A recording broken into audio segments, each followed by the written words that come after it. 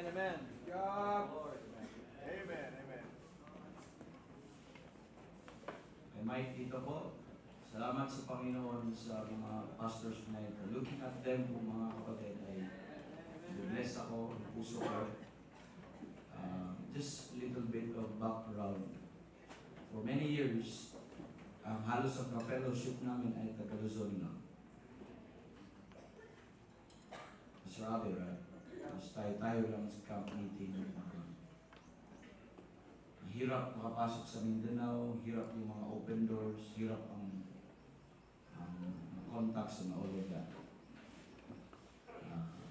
Parang dito na kami paikot-ikot sa Luzon at hindi pa lahat ay tumatanggap. But nagbukas ng door o opportunity ang Panginoon sa Mindanao noong 2018. And from there, by the grace of God, hindi, marami pa yan sila. Hindi lang nakakapunta yun. Marami pa yan sila. At blessed tayo na nakaabot ang truth dun sa south ng I'm telling you, sa mga Tagaluzon ng mga pastors, they're doing such great work dun sa lugar doon. And even, mas zealous pa sila sa atin, sa mga, mo yung mga Bible believers dito sa mga Luzon, wala naman karamihan eh. Amen. Yung mga taga-malalayo, ka-bless din. Pero of course, we are so thankful sa mga brethren natin dito sa Luzon na continue. And let me say this, hindi ko nasabi kahapon na yung pagpunta niyo dito is napakalaking gesture or expression ng pag-ibig niyo sa amin. Appreciate that. At yung pag wala ka dito, example, absent, wala si Pastor Abby ngayon na, it would help make us think, may problema kayo, ba't wala silang in-attendance ngayon, ba't wala silang representative ngayon? Kasi, when we are inviting you, it's not just for you para makarinig ng preaching, kundi that's sa aming part. Kasi, anong gagawin namin kung wala naman kayo? Kung kami-kami lang naman. Pero yung pagpunta nyo dito, yung mga pastors, dala-dala nila mga members, you know who you are dito. Alam nyo, kayong lahat itong dala-dala. Amen. Parang sinasabi nyo sa amin, we love your church, we support your church. Amen. More than lang sa nakukuha nyong blessing sa mga preaching, sa fellowship at sa natutunan nyo. But you are also a great blessing sa amin. And I think I could see the hand of the Lord working dyan sa Mindanao na lalo. Pastor, at dito sa mga Tagaluzon, let's continue to labor. Amen. Join me pag may mga trips tayo sa down south. No? Para makita nyo din ang mga gawain nila doon. Amen.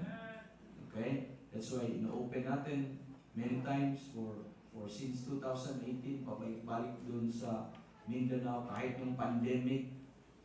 Isang taon lang pala tayong na-shutdown pero right after ng 2021, kapasok pa rin at lumalawak pa rin yung mga ministries doon. Yung sa mga taga dito na hindi pa nakapunta, if you'd like to see the working of the Lord, join us doon sa down south. Down south.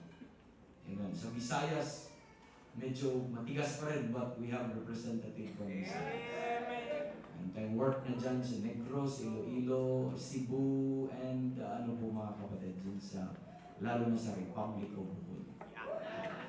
Punta kami ng June, no? Pupunta kami ng June. Mga pastors na inquire.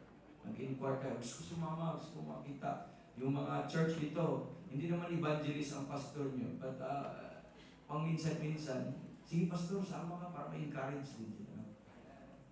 Itong pamasahe. Amen? Pocket money.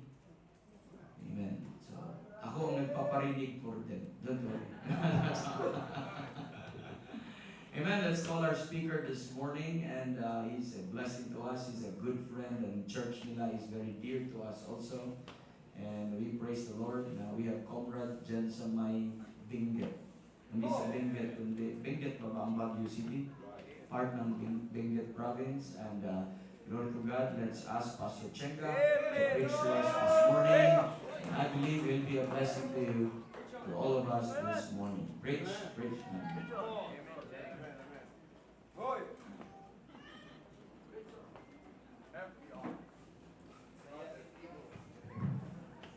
Morning! Good! Morning sa ating lahat. Sabi nila na kapag nandito ka na sa harap ay parang mawawala na yung mga sasabihin mo. Nevertheless, ito po ay isang pribilehyo na makapagsalita sa harapan ninyo at in behalf sa Believing Christ Bible Baptist Church ay kami po ay nagagalak at nag-enjoy sa fellowship at even sa accommodation at sa lahat ng mga nangyayari dito. And we are also happy to meet some friends, new friends. Kami rin ay nag-bless din sa mga mensahe ng mga kapatiran natin, ng mga pastors. And always, sa sinasabi ko sa sarili ko, ano kaya talaga yung maituturo o kay malalaman ko ulit pag ako'y bumalik doon. So, ano ba rin yung mga narinig ko doon na i-apply at nagawa na namin? Good! At ano pa yung mga kailangan namin ipagpatuloy na gawin? So, yun po mga kapatid yung mga tanong kung saan ako ay nagbibigay sa akin ng excitement. Okay? So, sa umaga nito, I would like to share something sa ating lahat. And I would like to read from 1 Corinthians chapter 7, verse number 1, 2, until verse number 4. So, may I request everyone to please stand and let us read the Word of God. Sabi dito, 1 Corinthians 7, 1, 2, hanggang sa verse number 4. The Word of God says, okay, follow me as I read. Now concerning the things were of ye wrote unto me, it is good for a man not to touch a woman. Nevertheless, to avoid fornication, let everyone have his own wife, and let every woman have her own husband. Let the husband render unto the wife due benevolence, and likewise also the wife unto the husband. The wife had not power of her own body, but the husband. And likewise also the husband had not power of his own body, but the wife. Let us go to God and pray. Our Lord and gracious Father, once again, help me and help your people. Let your word be our guide and our authority. Help us, O Lord God, to be submissive to the commands you have given to us. And help us, O Lord God, by your grace. We could do this in our life, in our personal daily life. Help us, O Lord God, to shine by our testimonies to others. Help them and help us that we could show Christ in us. Bless your people in Jesus' name. Amen. Thank you and please be seated. I come to the message Biblical Christian Home. So, when I'm pondering upon this passage here, is 1 Corinthians 7, verse number 1. Sabi dito, now concerning the things were of ye wrote unto me, it is good for a man not to touch a woman. Noon, binigyan kami ng memory verse. At ang naalala ko lang ay, ang kuwan dito, hindi ko nabasa ng gusto yung verse na ito. At ang palagi kong sinasabi is, it is not good for a man not to touch a woman. So, yung passage ay nilalagyan ko ng not good. It is not good for a man not to touch a woman. So, kabaliktaran yung sinasabi ko dito sa sinasabi ng Biblia. And we know, mga kapatid, that truly sa buhay ng isang Kristiyano, we need to understand that God is the author and He is the creator of families. Amen. He is the creator and author of families. And Satan is the destroyer. Satan is the destroyer. Ang sabi ng John chapter 10, verse number 10, marami ako palang sinulat dito ng mga versikulo, pero nasanay kasi ako sa church na pina-flash lang. Okay, sabi dito, the thief cometh not but for to steal and to kill and to destroy. I am come that they might have life and that they might have it more abundantly. So ano ba yung purpose talaga ni Satan? Okay? Ang purpose ni Satan is to steal, to kill, and to destroy. So lahat ng creation ng Panginoon, ang talagang destroyer is si Satan. Now, if we are going to think Satan, mga kapatid, alam natin na Satan is not the only one. Dahil marami din siyang mga alipores. Kaya po sa 2 Timothy chapter 3 verse number 13, 2 Timothy 3 verse number 13, but evil men and seducers shall wax worse and worse, deceiving and being deceived. So marami hong mga deceivers ngayon. Okay? At nagtuturo sila mga kapatid about sa Word of God, pero minsan mga kapatid, they are already deceived. So ano ang ituturo nila? Mga deception din. Diba sa ating mga churches, lalong-lalo sa Baptist Circle, alam natin na palaging sinasabi ng pastor ay, pwede daw magkaroon ng Christian boyfriend at girlfriend. Tama? Parang hindi tama yung sinabi ko. Diba? Dami yung mga kapatid na inaalaw ng mga pastor na okay lang na kayo ay magkaroon ng boyfriend at girlfriend. At least, at kung ay nandito sa church, kasamahan natin sa church. Okay? And we allow also, a lot of time, I have seen some pastors and I myself was part, mga kapatid na we could also yung touch, nagta-touch, mayroong touching. Okay? I remember Pastor Brother Dondon na sinasabi na it is not good talaga na mag-touch sa woman. And alam niyo mga kapatid, that is one of the shortest na command ng Panginoon, pero it has a great effect if we are not going to take heed of it. Okay? It is, ang sabi niyo, it is good for a man not to touch a woman. It is a very direct, personal command. Sa lahat.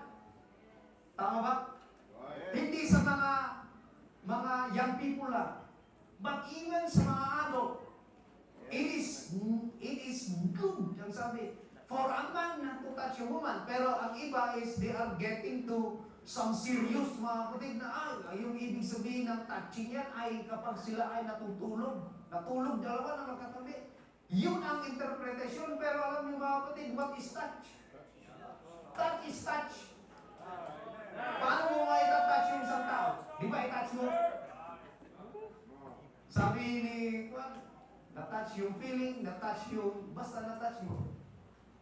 Hindi ko alam kung ano po ba ang ibig sabihin sa inyo, pero ang sabi ng Biblia, it is good for a man not to touch a woman. And alam niyo mga kapatid, this is one of the parang pinakamaliit na fire na yan ay kapag hindi yan nabantayan, lumalaki yan. Amen? Kaya po sa aming church, when we learn that, sabi ko, ganun pala. Ganun ba yun?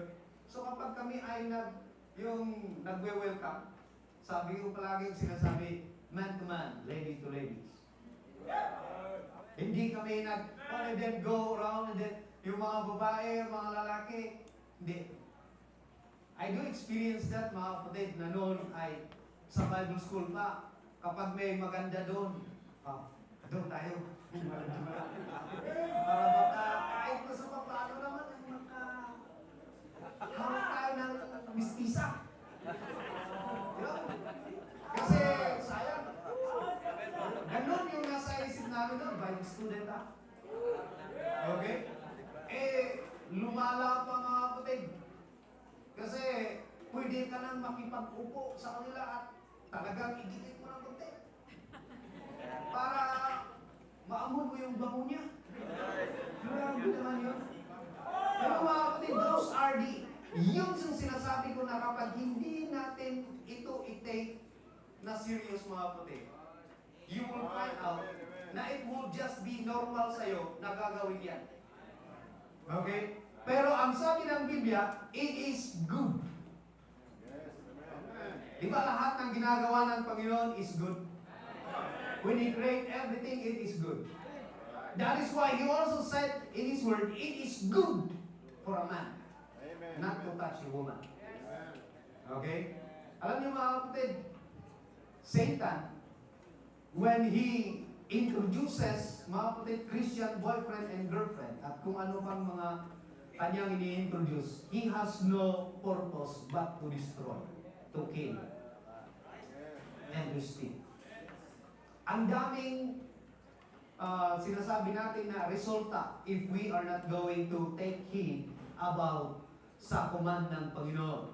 Alam natin na si Satan has no joy, has no good purpose, and has nothing, wala pong kaligayahan si Satan when he sees that Christian or people or believers are being destroyed because of this. Okay? Dahil doon sa maliit lang na fire na yan. Okay? Marami hong nadidestroy mga kapatid. And we think na kapag yung mga families ay na-broken, okay? Dahil inaalaw natin na ang mga babae at mga lalaki, okay lang na magkausap. Kung minsan, yung mga babae, pag may mga problema, kapag walang best friend na babae, may mga boyfriend. At doon nila sinasabi yung mga problems nila. And when I am observing mga kapatid, sa panahon natin ngayon, it is so easy to have communication now dahil sa cellphone. At even sa mga children natin, sa mga kabataan, mga kapatid, they had easy access with other men, mga kapatid. Why? Because they could just text or message, okay? And they could start a communication. At ang dami mga kapatid ngayon na mga sekretong mga relasyon. Okay? Maraming mga nagsasabing Kristiyano sila pero they allow themselves na maitanggol mga kapatid sa emotion at sa mga emotional na mga conversational. Okay? Kaya po mga kapatid, if we are not going to be careful, we are not going to see a generation that will continue mga kapatid yung sacredness ng marriage at ng family relationship. Marami mga kapatid ang mga kabataan na nagsisimula ngayon. Marami ngayon mga kapatid ang nakikita natin, marami ng mga kabataan ang nadidisip natin. Pero kapag hindi natin sila maturuan at hindi nila malaman mga kapatid yung mga katotohanan na ito, uuwi sila pa rin sa kanilang mga churches. Okay?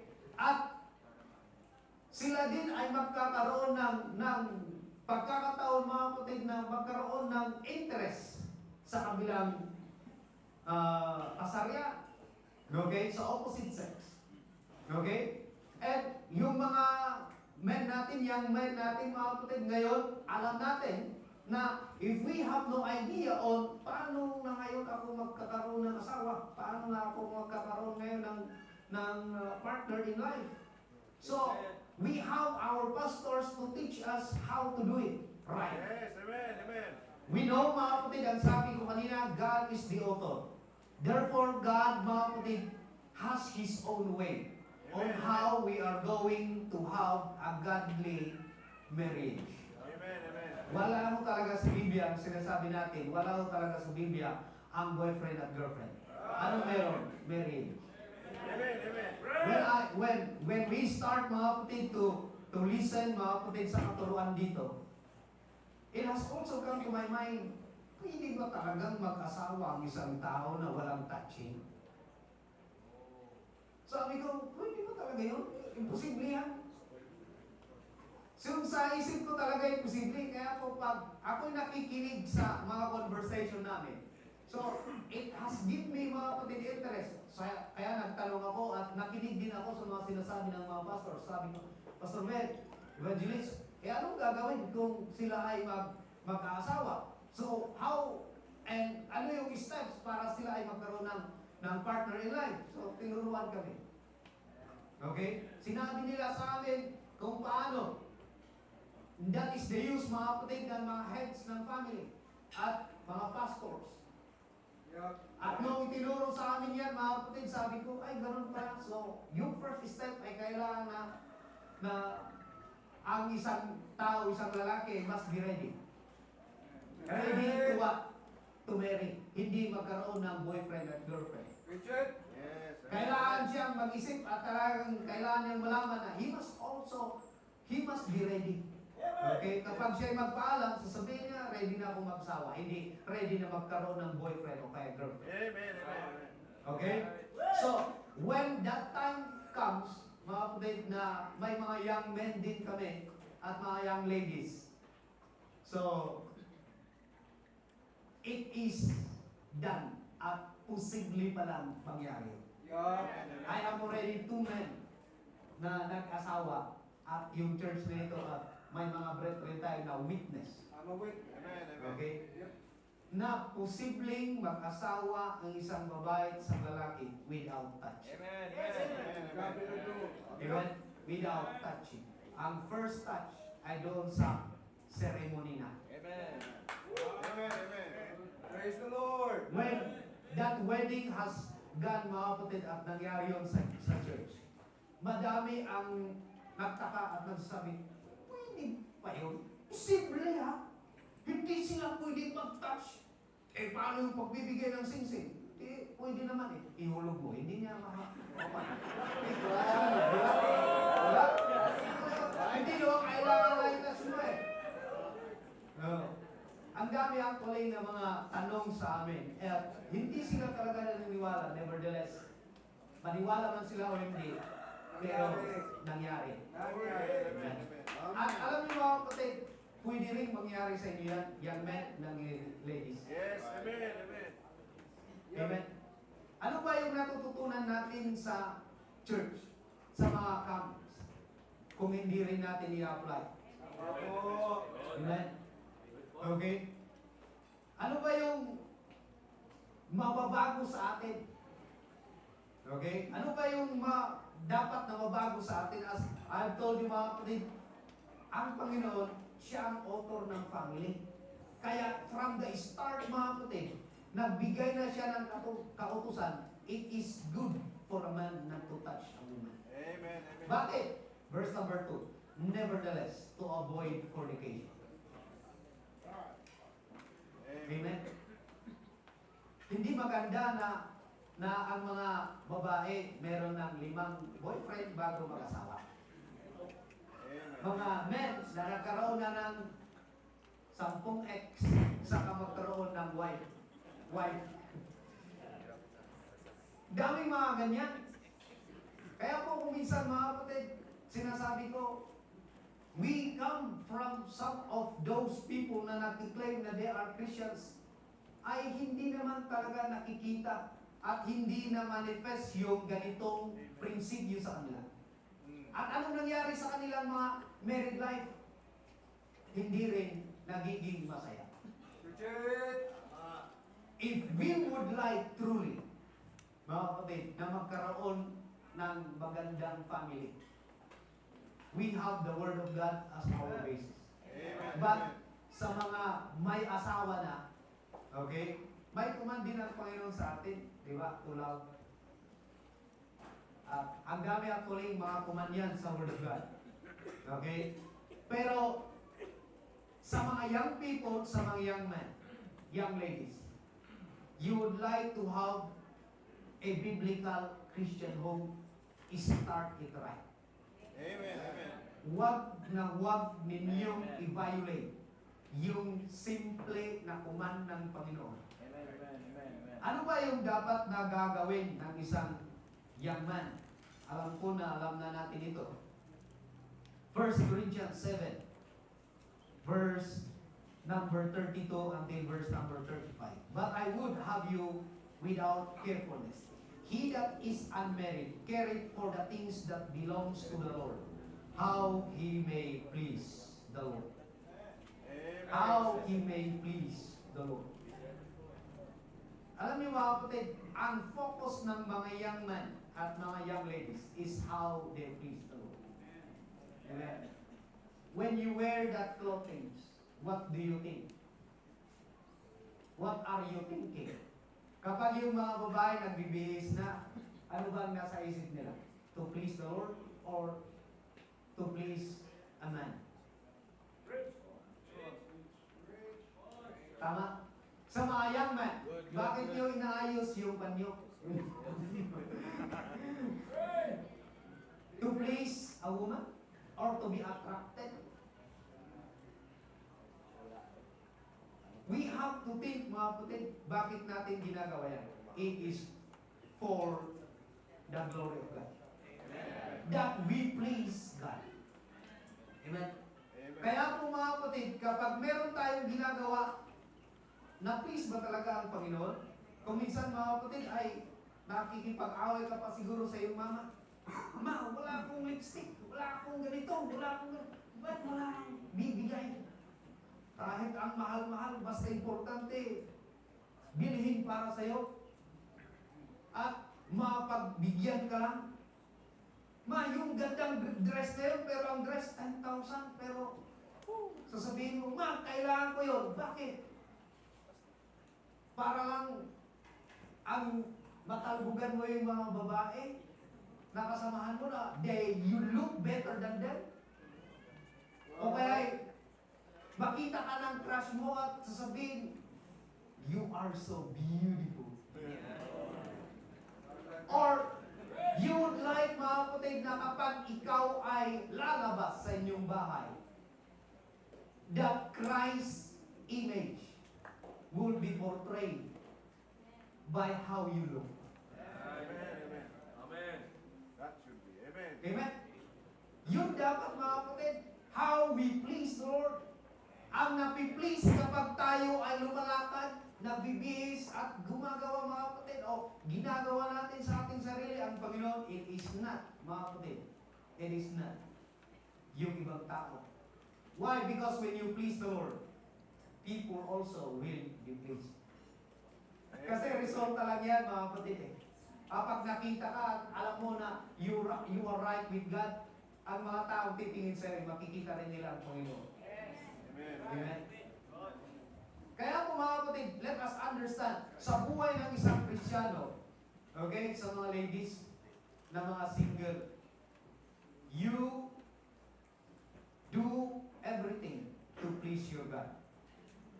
Okay? Hindi lang sa clothing, kahit sa mga ginagawa ninyo sa pagsiserve sa church. Kung minsan, kapag gusto mo na mapag-usapan ka sa church, kaya ang sipag-sipag mo, makipagkuhan sa mga ministry, hindi ko sinasabi na hindi maganda yun. Pero pag ang purpose mo ay para mapansin ka ng crush mo, at mapansin ka ng ibang opposite sex, sana hindi yun ang purpose. Amen? Kapag ikaw ay gusto mo na makatabi yung crush mo, kaya ka nakikipaghugas ng plate, ng plato, nagmamap, nagwawalis dahil nandun yung isang tao tumitingin sa'yo. Okay? Ano ba ang purpose? Bakit ginagawa mo lahat ng mga yan? To please the Lord. Even sa mga married. Okay? Even sa mga married. Bakit kayo nagsusuot ng mga magagandang damit? Diba? Para your wife and even your husband will be pleased in you. Ano ang sabi natin ng verse number 33? But he that is married careth for the things that are of the world, how he may please his wife. Yes, sir. We work, mga husbands. We treat our brethren in the way that God wants us to deal with them. For what reason? We must be careful, mga kapatid, na isang purpose natin is to please our wife. There is a difference between a wife and a virgin. The unmarried woman careth for the things of the Lord, but that she may be holy, take note of the next word, both in body and in spirit. That she that is married careth for the things of the world, how she may please her husband. Married yun, ha? And this I speak for your own profit, not that I may cast a snare upon you, but for that which is comely, and that ye may attend upon the Lord without distraction. Simple lang mga kapatid ang instruction ng Panginoon. At yan ay magsisimula mga kapatid if we have the right purpose. Okay? Married ka o hindi, sana mawala yung lust mo sa ibang opposite sex. Kung ikaw ay married, you have your wife. Love him, cherish her. Okay? Do everything that pleases her. Meron akong asawa, nandun po sa likod. We have already four children. And we are still growing in application of what I am preaching. Hindi kami perfect family. But by the grace of God, we are also student. And we are still learning how we are going to apply this right. Amen. Amen. Ibig sabihin mga kapatid, lahat naman siguro tayo ganyan din ang process natin. We are not yet in the perfection sa family natin. Nevertheless, let us have that desire. Yes. Amen. Amen. Amen. Sa mga wife, sana yung desire mo lang ay sa husband mo. Amen. Alam mo na maraming mas guwapo sa husband mo. Pero gawin mo na yung husband mo ang pinakagwapo sa iyo. Glory. Wife, listen. Right? Sa ating din mga husband, Amen. ang natin na dami rin mga magaganda. Okay ulit, pastor. Okay ulit. Marami din mga magaganda ng mga ibang mga baba. Pero gawin din natin ang ating wife na pinakamaganda. Amen. Alam natin mga kapatid na wala nang ihigit pa sa ating wife. Amen. Do not give, mga kapatid, an inch to entertain Right. na meron pa. Wala na po mga kapatid. Yung wife wala. Amen. And even mga kapatid, sa mga young man, sana mga kapatid, we are going to be reminded na ang dapat na focus ng lahat ng ating ginagawa is no other but how we please our God. Let me remind you mga kapatid na si Satan, okay, is not happy kapag you are applying what you are learning. Yeah. Satan will put a lot of distraction sa atin. A lot of questions and disappointments. Akala ko ba, pag ni-apply ko ito, magiging okay yung family ko? Akala ko ba, pag nag-obey ako nito, ay magkakaroon ng magandang resulta? Sometimes, mga kapatid, you need to work hard. Yes. Amen. Amen. You need to be persistent and consistent sa pag-apply.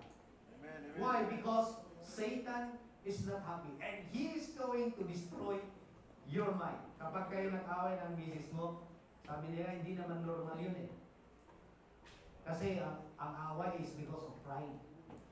Ang sabi nila, Manila, ay mas may mataas kasi. Kaya it takes 2 to 5. Kapag wala kang kalaban, hindi ka nakikipag-away. Nagpa-practice ka lang. Masyado ba? Shoddy boxing lang yan. Pero pag meron kang sinusuntok at tinatamaan, yan, away na. Away yun. Okay? So, huwag kayong mag-away. Mag-away kayo, distansya. Para... Sigaw. But I'm saying, mga kapatid, is truly sa buhay natin.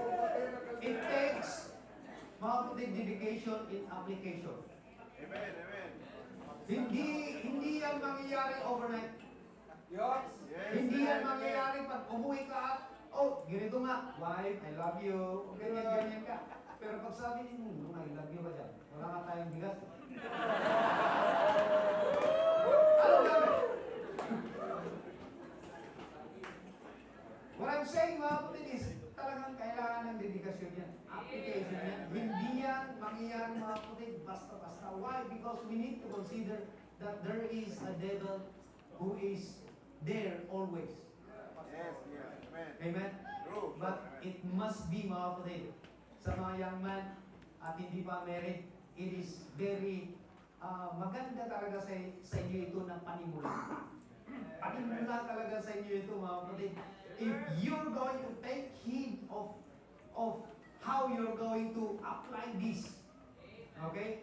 Kaya sinasabi ko, paano ngayon kung sa inyo, hindi ko alam kung meron na kayong mga boyfriend o kaya girlfriend. Yung mga young men at young ladies na. Hindi ko alam kung meron na kayong girlfriend o girlfriend. Wala yan! No? Pero, how will you make it right? Pag-uwi ninyo, anong gagawin na ninyo? Will you obey God or will you insist? Yes, yes. Good, let's go. I-insist ba ninyo? Tapos na eh. Pastor, nahuli ka na. Marami na nangyari. Ask Brother Peter. So, will you still continue? Eh marami na ang nangyari, hindi maganda. Itutuloy mo pa ba yan? Isipin mo, would you like to have a biblical Christian home? Kapag i-insist mo yan, you must be ready for the consequence. Amen, amen. Gusto mo ba na magkaroon talaga ng generation in which you could testify a good testimony? Sasabihin mo, alam mo, sa buhay ko, ganito po yung nangyari. Could you tell a good testimony sa child mo, sa mga anak ninyo? At could you have also that confidence, mga kapatid, to teach them? At masasabi mo na, anak, posible yung mangyari yan. Dahil kami ng mama mo, nangyari yan. Amen, amen. O kaya sasabihin mo, anak, huwag mo kaming tularan, ha? Napakalungkot din yan, mga kapatid, dahil ang sasabihin ng anak mo, kayo nga, ba? Hindi posible, tapos ngayon sasabihin mo, posible sa amin? Very true. Patay ang naglason. My friend, kaya kung nasasabi natin ito, it's because we would like it na tayo lahat, we could be able to make it right. Yes, amen. Para magsimula tayo ng tama, and we could have a godly, biblical next generation. Amen. Hindi naman para sa atin ito actually, though it is also good for us, pero if we are going to continue this, ang mag-profit niyan is yung next generation. Pero pag tayo ngayon, hindi natin i-apply yan sa ating mga churches, sa ating own self, mga kapatid. Paano na ang susunod na generation? Think, mga kapatid. Sabi nga nila, ngayon ay konti lang tayo. Pero how about after 20 years? After 10 years? Kailangan siguro lang tanggalin ni Pastor Ben yung kanyang bahay. Okay tayo, atras doon. Atras lang doon. Bakit? Hindi na tayo magiging kasya. If we are going to understand, mga kapatid, to make yung truth na ito na mag-continue. Napakalungkot, mga kapatid, if in our own churches, we could be able to hear testimonies na may mga young people na nabiktima, na alam na natin yan. It is so sad, mga kapatid, sa panahon natin ngayon, mga pastors, sa mga big churches, untouchables na sinasabi, pero ang daming sinisira na buhay ng young people. Boy! Sa atin, na tayo ang nagsasabi ng katotohanan. Will we also allow ng ating mga young people masisira ang kanilang kinabukasan? Not because of us maybe, pero ba't hindi kasi natin na ituturo yung tama sa kanila? Great! Kaya po, mga kapatid, it is so important na tayo, mga kapatid, na nakakaalam ng katotohanan, ituro natin para ma-apply at makita natin ang magandang resulta. We are so blessed with this church. Kaya po, mga kapatid, kung kami ay pumunta dito, yung unang pagpunta namin dito, we are shocked. Alam niyo kung bakit? Kasi yung mga children behave, kumakanta. Pero sa aming kinagistan, walang bata na kumakanta sa choir. Tama? Pag may mga bata, uy, please.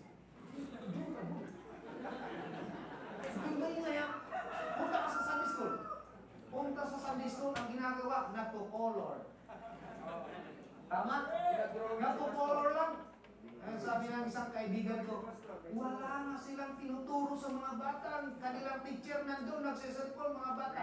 Tapos ka na sa color mo.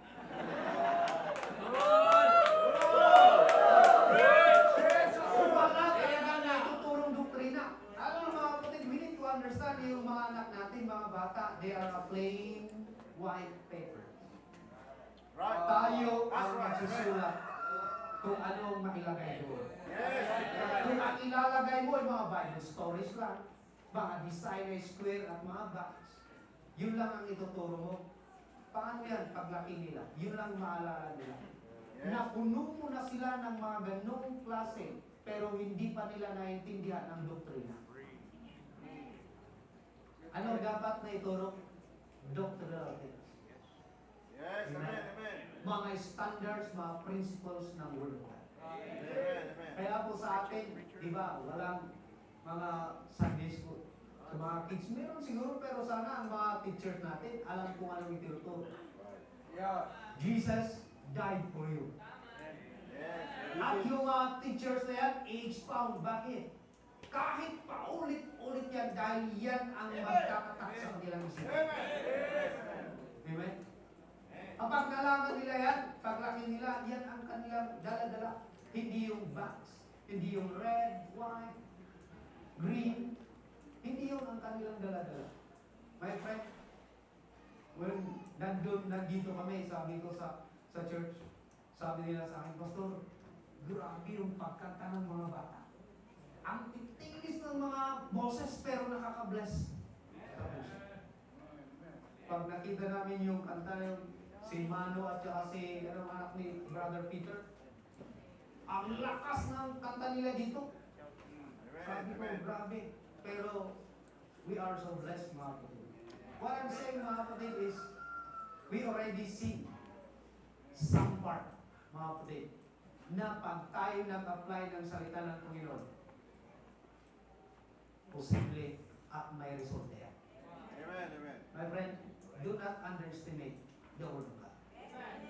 Don't be just a learner and a listener, but be a learner, listener, and a doer. Amen. At alam natin mga kapatid na sa pinakahuli, that God should have the preeminence sa ating family. Wala sanang may taas sa ating family, kundi ang ating Panginoon. And doon sa Ephesians 5, last verse na ito mga kapatid. Verse number, Ephesians 5, verse number 23. Ano ba ang dapat na makita sa family natin? Verse number 23, for the husband is the head of the wife, even as Christ is the head of the church, and he is the Savior of the body. Therefore, as the church is subject unto Christ, so let the wives be to their own husband in everything. Husband, love your wife even as Christ also loved the church and gave himself. Ang family natin dapat i-portray niya ang love ng Panginoon sa church. Amen. Amen. Kaya po mga kapatid, alam You natin, did it right. Amen. Christ love the church. Husband, love your wife. Kino-compare yan. Pero ang dapat makita sa church natin is si Christ. Amen. Amen. Hindi gusto ng Panginoon na masira ang kanyang church. Yes. So also in our family. Hindi natin gusto na papariwara ang ating mga anak. At yung ating family ay masira lang. It's because of our violation sa command ng Panginoon. You start right and you will see yung grace ng Panginoon sa families natin. Tayong lahat ay tumayo and let us go to God. Amen. Amen. Our dear Lord and loving Father, once again, let your name be glorified. Thank you for everyone who have listened. Help us to we could be able to know this and apply this in our own families. That your name be glorified in our own families and even in our personal life. Bless your people in Jesus' name. Praise.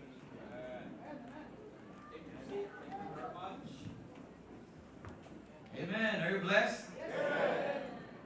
Sana may young people na din dito. Ay tayo na. Lahat ng mga asawa. Mga binata. Okay. Like to see. Half of the crowd, siguro yan. Nakaabot ba ang mensahe sa inyo? Nakatulong ba? Amen. Tinitingnan mo ba ang pagmumukha ng mga lalaki nito? Kawawa ang ating mga ladies pag hindi mag-ayos. Amen. Pwede po umupo. Salamat po. Gusto sana kayong patayuin at self-pretend pa, no?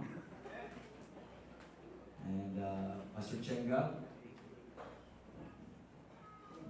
yung preaching na yun, okay, is a testimony of a pastor and a church who was challenged by the Word of God and apply it in their church, in their home, and in their marriage. They may not be na matagal na sa fellowship. The first time they heard this kind of teaching is nung pandemic 2020, just online, hindi pa sila lahat. But the first time they came here to see the actuality of everything is 2021 ang camp meeting kasama si Pastor Chen.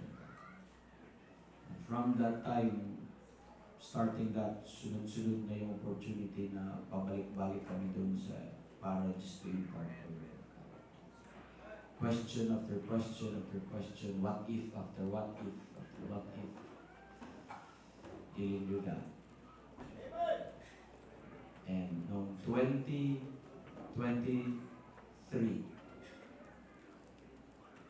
ay nagkaroon sila ng first application, an example ng godly biblical marriage. An application sa natutunan nila. Dalawa kaagad sa 2023. May humabol pang isa bago matapos yung 2023. Ang bawat isa doon ng mga kakilala, mga loved ones, they all wonder na, posible ba yun? Can it happen? When they witnessed the ceremony and when they heard the testimony, they go home and concluded, ang ganda pala ng biblical marriage. Totoo pala. Ang sarap pala. Napaka-honorable, napaka-holy,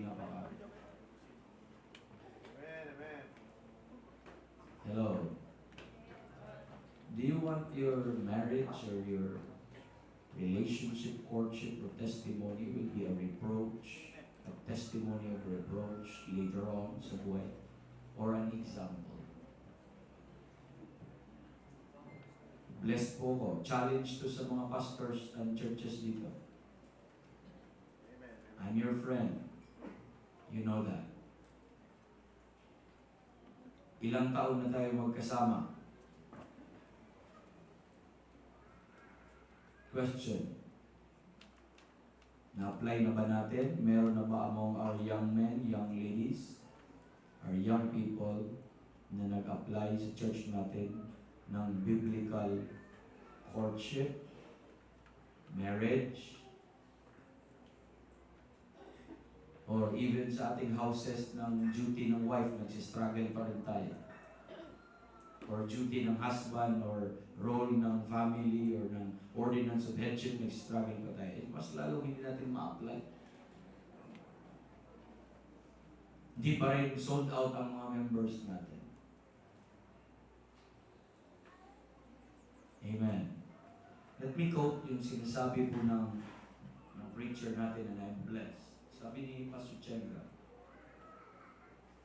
if you want to have a godly home, start right.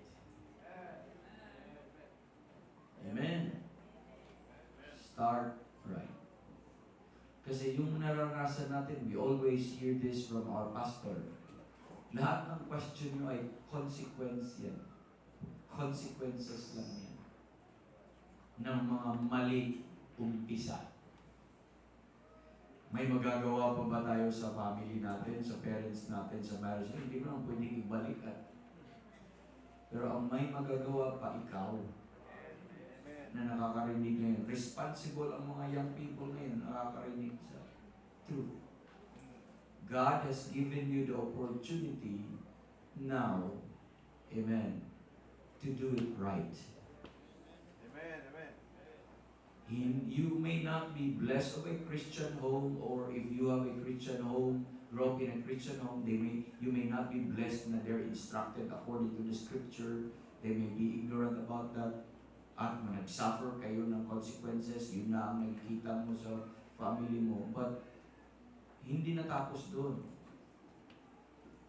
May salvation pa, may hope pa ang generation mo at ang generation ng anak mo. Amen. Then anong gagawin natin? Let's go back to the Bible. Touch not. Grabe. Sobra naman yan. Radical naman yan. Extreme naman yan. God is extremely holy. Yes. Amen. He's extremely righteous. Can't be done. It's old-fashioned. The Bible and God's ways, an old-fashioned God. Amen. Di na yan mag-work out. Ganyan tayo eh. Mas magaling ba tayo sa Panginoon? Amen? Sabi ng preacher, you want this mangyari sa buhay natin, sa buhay ninyo? We need to work hard. We need to be persistent. We need to be consistent. Let me add a little bit. We need to be deliberate. Yes. Amen. You have to purpose it. You have to mean it. You have to say, I'm going to do it. From this time onward, Lord, I trust you, and I am going to do what your word says. And here's my life, Kanong Bahala. I'm telling you, we've been conducting and we've been witnessing. I had a privilege in my life to officiate biblical marriage. I watched their courtship from the beginning all the way to the marriage altar. And now they have children. They're happily married by the grace of God. And they continue that heritage to their children. Amen. They have a good start. Don't squander that opportunity. Don't waste that opportunity. You cannot look onto your parents, kayo kasi, ginagtumukot. No. God give you the opportunity today. Do it. May mga irreversible na mga consequences, wala tayong magagawa rin.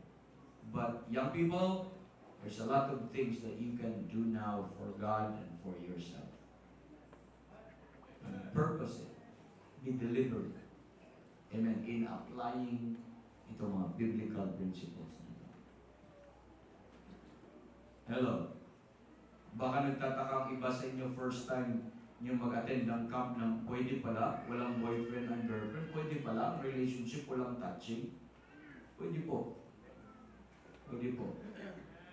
And you ask the couples here and mga new couple, may bago tayong kinasal dito. Kasi sila ang center natin ngayon, kasi sila ang pinaka-fresh eh. Sila ang pinaka-fresh. Brother Mel and Sister Cherry, could you please? Amen. Praise the Lord. Kailan sila kinasal? Just March 16, here. I had the privilege to preach on their wedding. Pastor Ben officiated that wedding. And you know, hindi yan magka-church. Though ang kanilang mga church is a mission church ng A People for His Name. Amen. Pero nagawa ni Brother Mel, Sister Cherry, yung process ng biblical principle. Amen. Amen. Amen. And we could say, we have presented them to marriage by the grace of God. We could boldly say, we could say to our children, amen, learn from this couple.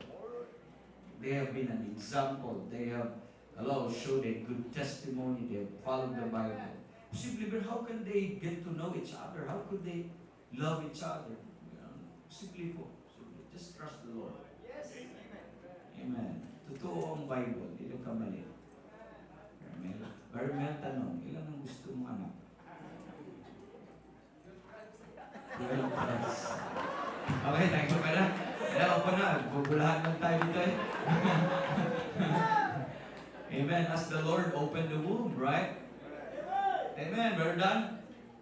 Pag-ganun ba si Brother Dan? Tumigil naman. Kala ko, ang tribe of Dan ay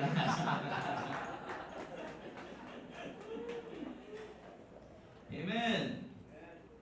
Sabi doon, no boyfriend, no girlfriend. You cannot find such thing sa Word of God. Alam niyo po, ang 6 human relationship ay ganito. Right? 6 human relationship. Human relationship. Wives, Ephesians 5 and 6. Wives, husbands, 6:1, children, parents, servant, master. Ba't ginagay mo? Boyfriend, girlfriend, and on? Either you are children or husbands, children or wife. There's no middle ground. Are you listening? Now listen very carefully. Sabi ng Bible, husbands, love your wife. Hindi young men, love a woman that is not your wife. Who told you that you can love someone else intimately? Amen. Apart from being husband and wife. Who told you that? It's not Bible. It is not permitted sa Word of God. Tama? Look at, wives, submit unto your own husband. That is exclusivity, own husband. That is to say, amen. That wife don't have even any relation to any man. Kahit si pastor, no? Yes. Exclusive to the, dedicated to her own husband. Amen. Amen. Children, listen, kung wala ka pang asawa, sabi ng Bible, children. Whether 25 years old ka na, children. Kasi you have not moved. Kung hindi ka kung husband ka na, you have left that. Kung wife ka na, you have left that part. Kung wala pa, children. Now, daughter, saan ka magsasubmit? Saan ka mag-obey? Anong sabi ng Bible? Children, obey. Who? Your parents. If you're a young woman, nagsasubmit ka, nag-obey ka sa isang lalaki na hindi mo tatay.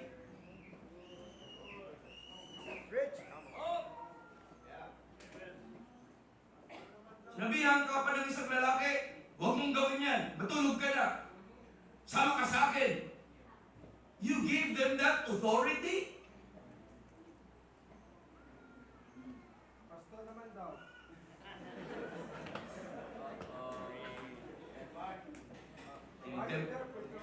tempt nyo na naman ako. Kayo na mag-present. Ang punto ko lang po mga kapatid is this. Pag wala ka pang asawa, sa tatay ka mag-submit mo. Sa parents mo. Hindi sa ibang lalaki, hindi kay gwapo, hindi kay... Hello? Intindihan po ba natin?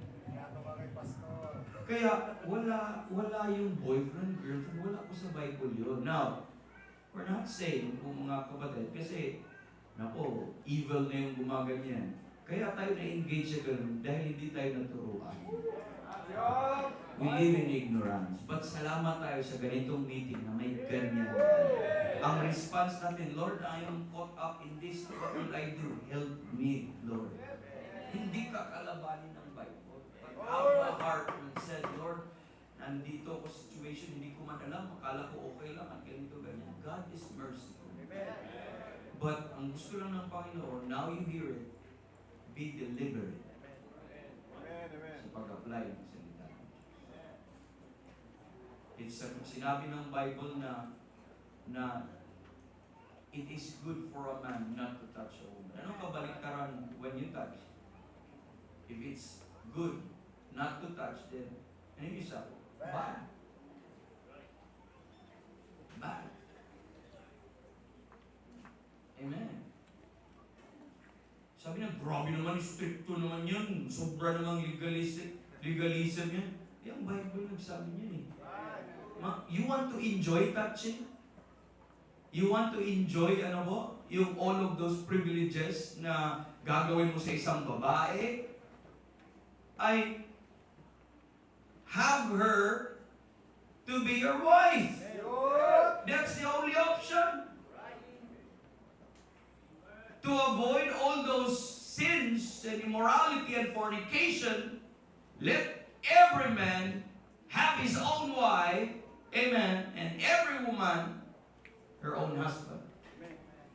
That's the option of the Bible. Gusto kang mag-kiss ng babae, gusto mong mag-akbay ng babae, gusto mong umamoy ng babae, gusto mong yumakap ng babae, abay mag-asawa ka, kung gusto mo pala. Ganun lang yun. Hindi killjoy ang Panginoon, Brother Jumel. But God just want you to do it in the bounds of marriage. And that is blessed by God. And God said, marriage is honorable in all. In all part of marriage is honorable. Even the marriage bed is undefiled. It is very pure. But outside of marriage is whoremonger and adulterer. God will judge.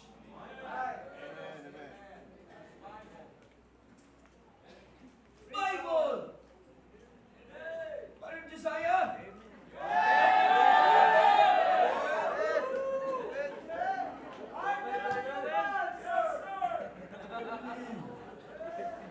Hindi, nag-ano lang ako, hindi na passionate. Nag-ano lang ako, naghihigante lang ako. Kasi alam ko yung feeling, sabi ni Pastor Ben, sawa ka na. Tuturo ka sa camp meeting. Pwersahan. Oh, ba't wala ka pang asawa? Pwersahan. Amen.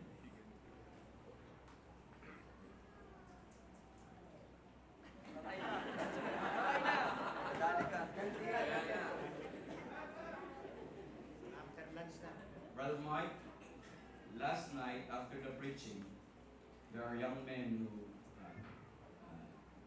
shook hands with me and embraced and I was thinking, I asked them a question, do you have a wife? No. I told them, push them up. Ba't wala pa? Baka maling boto ng namin.